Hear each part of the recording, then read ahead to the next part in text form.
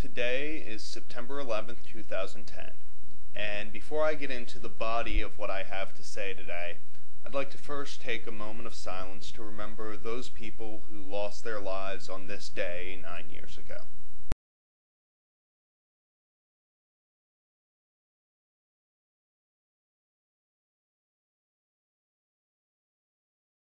Today I want to talk about something that's been in the news a lot lately, and that is the proposed community center in Lower Manhattan. Now, I call it that. You may be more familiar with it as the Ground Zero Mosque. Now, this video is going to come in 3 parts. Part 1, a discussion of the geography of Lower Manhattan. Part 2 will be directed at those Americans who are opposed to the building of the community center. And Part 3 will be directed at those Christians who are opposed to the building of the community center. Now, Lower Manhattan, like most neighborhoods in most cities, doesn't have a really sharply defined boundary. But most people would agree that the northern boundary of Lower Manhattan is either 14th Street or Canal Street. Either way you define it, you have an area of about 4 square miles. Within these 4 square miles, according to the 2000 census, you have roughly 150,000 people living. So you have a relatively small geographic area that's already well developed.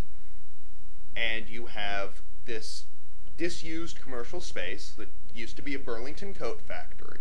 Now, I personally haven't checked the commercial real estate listings in Lower Manhattan, but I can't imagine there were really too many other choices that had the right kind of square footage, access to the subway system, etc.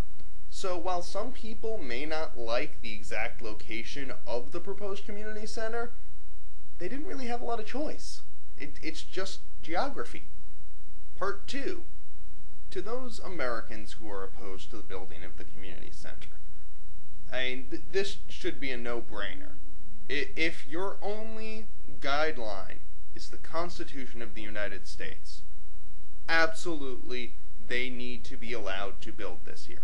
And I'm not saying they should be allowed to build this. They need to be allowed to build this community center wherever they so choose, because anything else would be an impingement on their freedom of peaceable assembly and their freedom of religious practice. When those planes crashed into the Twin Towers and the Pentagon and that field in Pennsylvania, America was attacked. Everything that we hold truest and dearest was attacked in the most vicious of possible ways. And if we then turn around and deny these Americans their constitutional rights, then that attack has succeeded and America has died.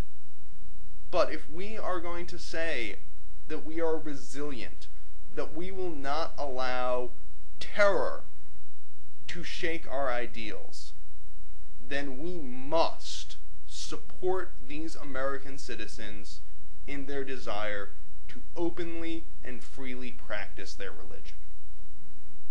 Finally, to those Christians that would oppose the building of the Islamic Community Center on religious grounds, let's start with the fact that Ground Zero was not the site of an attack against Christians.